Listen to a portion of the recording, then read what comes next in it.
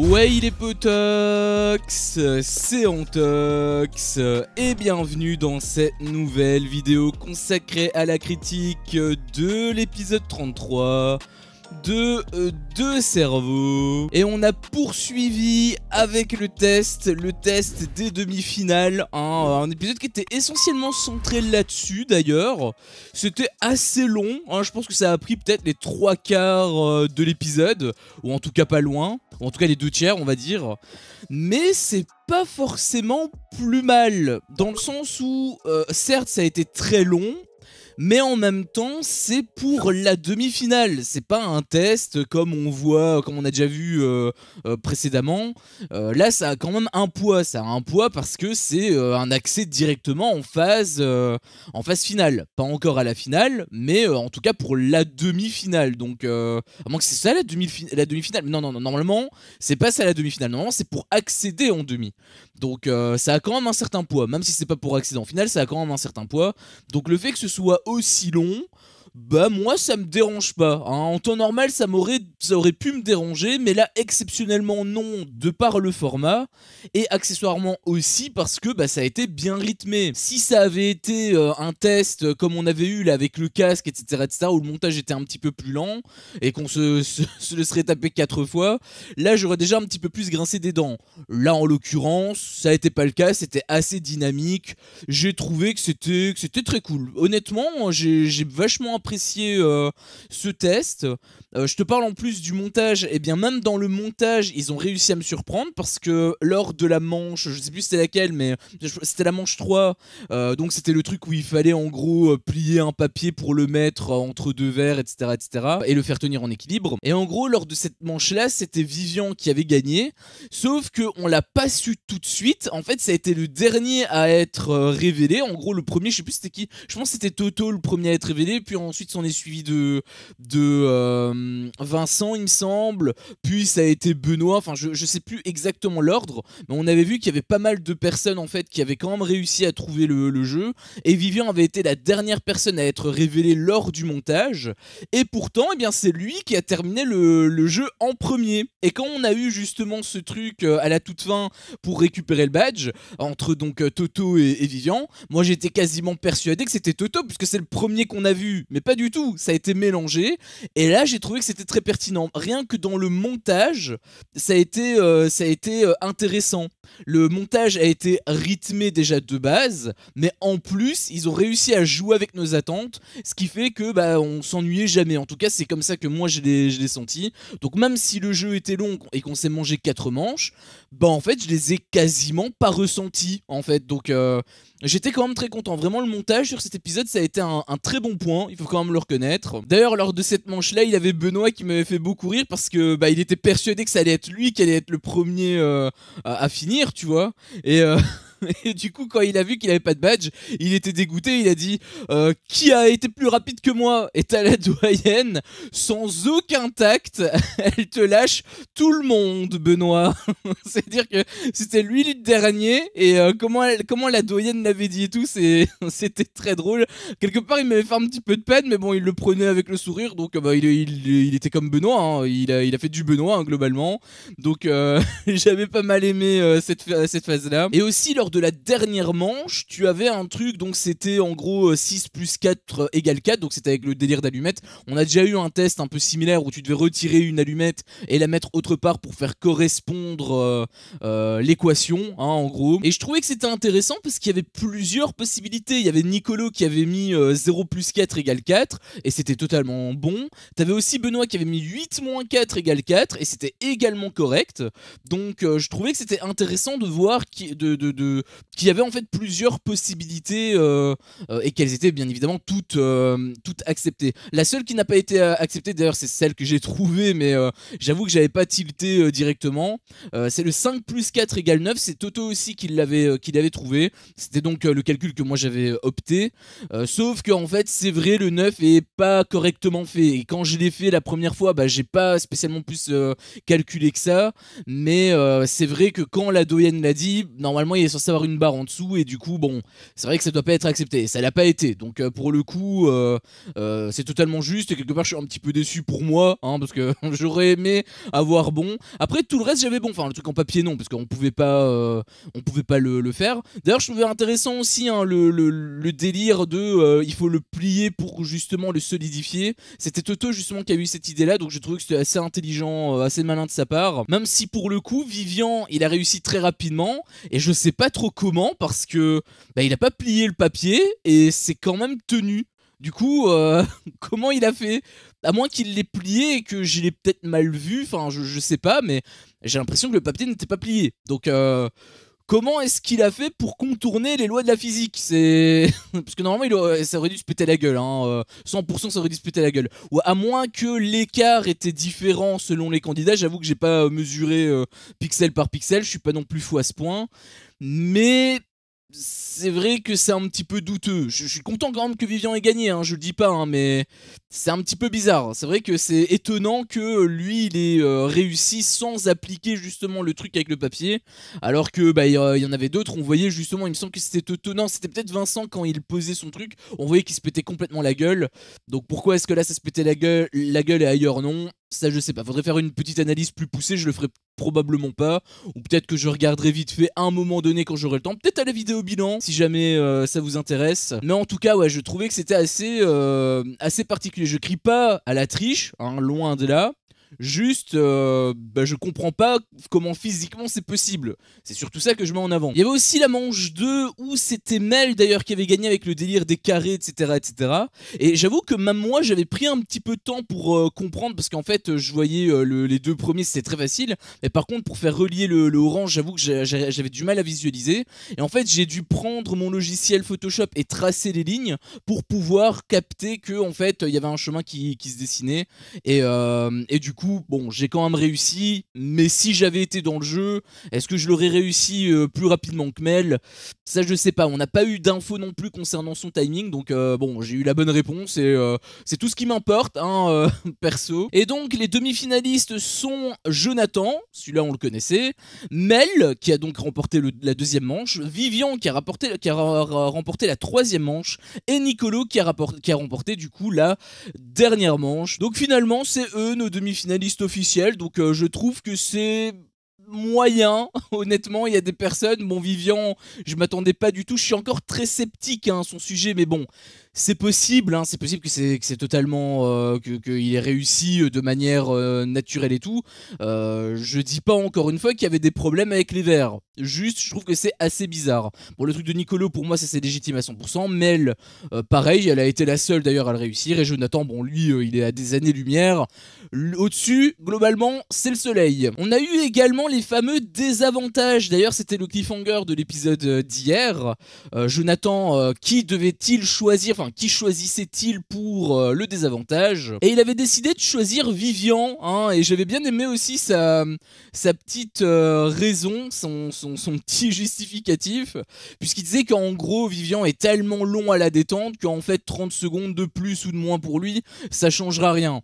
Et ça me faisait beaucoup rire parce que comment il l'a dit, bon, c'était un peu drôle hein, par rapport au personnage de Vivian, etc., etc. Mais en même temps, c'est pas très sympa, hein. Ça a été tourné un petit peu sur le ton de l'humour et tout, et c'était assez drôle, hein, je dis pas, mais bon, c'était pas cool, hein. On va pas se mentir, c'était pas cool. Sachant que 30 secondes dans ce jeu, mais c'est absolument énorme. C'est limite la deuxième manche, limite c'était fini pour lui, tu vois, il pouvait rien faire. Et d'ailleurs, il a rien fait, et même s'il avait trouvé la bonne réponse, bon, je sais pas, c'était pas de mail, encore une fois, on n'a pas eu le timing, mais il y avait très peu de chances dans tous les cas qui se qualifiaient à cause plutôt de ce désavantage. Donc il y a eu également le deuxième désavantage où là cette fois-ci c'était se faire déconcentrer par une musique en gros, et donc c'était Mel qui l'avait gagné, elle l'avait donné à Vincent où ça a été plutôt efficace. Enfin je sais pas si ça a été réellement efficace ou non, mais je pense que ça a eu quand même un certain effet, hein. Lui il disait que ça n'en avait pas, etc. Bon peut-être que finalement si quand même un petit peu. Donc finalement est-ce que c'était drôle ou pas, ça m'a beaucoup fait penser à Secret Story hein, dans la saison 12. On a eu un truc ainsi où ils étaient déconcentrés par la musique, etc. Je suis pas spécialement très friand hein, de ce genre de truc, moi je m'en foutais. Enfin, de base, j'aime pas trop les désavantages avec ces tests, parce que les gagnants donnent des désavantages aux autres, mais le truc c'est que eux ne jouent plus. Donc en fait, c'est pas un avantage pour eux, j'ai déjà dit dans ma vidéo précédente, mais je suis pas très fan de ce genre de truc. Je trouve que ça n'a aucun sens. Si c'est au moment où ils jouent et que c'est du coup tous leurs adversaires, pourquoi pas.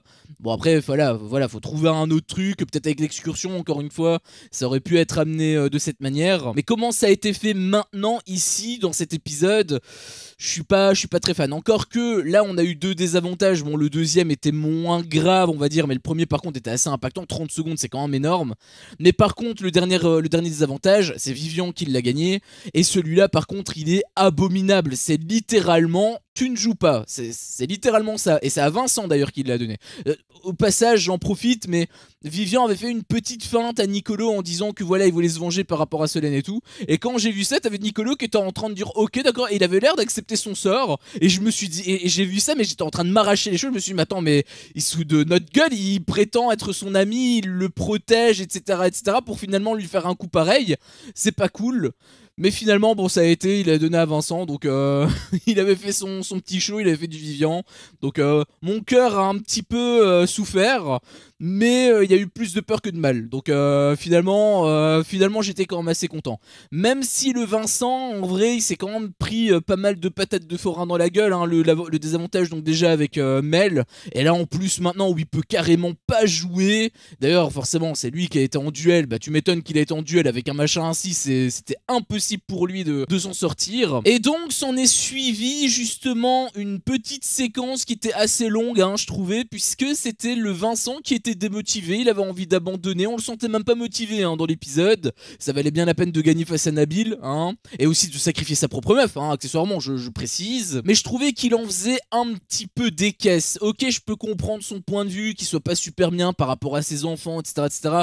Tout ça je peux le comprendre, sauf que les explications qu'il avait données juste avant sa fameuse abandon, il n'a pas abandonné hein, heureusement, mais en tout cas il était sur le point d'abandonner. Pour moi il faisait encore un petit peu sa drama queen. Je trouve qu'il ressemble pas mal à Nicolas Lezina par rapport à cette phase de sa personnalité, à cette facette de sa personnalité, parce que Nicolas Lezina il était pareil dans les apprentis champions, il avait pas confiance en lui, il devrait peut-être partir, etc. et il attendait en fait que les autres aient de l'empathie pour lui. Et moi le problème c'est que j'en avais pas, parce que c'était forcé, et j'aime pas quand on me force la main. Avec lui c'est un petit peu pareil, il en fout plein la gueule à Nicolo pendant toute l'aventure, et là parce que Vivian lui a donné un désavantage, c'est terrifiant, c'est terrible, il a envie d'abandonner, il a dit qu'il préférait quand même abandonner que de perdre sur un duel. Et je sais pas si tu te rends compte à quel point c'est terrible de dire ça, parce qu'il y a des associations qui sont en jeu. Enfin encore une fois normalement, hein, après je sais pas, hein, puisqu'on a toujours aucune info, on est bientôt en phase finale, on sait toujours pas c'est qui les associations en question. Donc je sais même pas si on a réellement, si elles existent vraiment, mais dans tous les cas normalement on est censé en avoir. Enfin eux en tout cas ils sont censés en avoir, donc je trouve que c'est pas terrible comme visage qu'il a montré. Ça veut dire qu'en gros il préfère abandonner à la moindre difficulté. C'est un petit peu ça le truc. Après, un truc, par contre, où je tiens quand même à un peu à atténuer le feu, c'est le fait que lui-même, il se sentait pas forcément très bien, et je peux le comprendre, parce que c'est vrai que Vivian, c'est censé être son ami, finalement, il lui a donné un désavantage en plus en faisant une mise en scène qui était peut-être pas forcément nécessaire, il était déjà au fond du trou. Est-ce que c'était nécessaire de faire des feintes, etc. pour qu'il ait l'espoir de...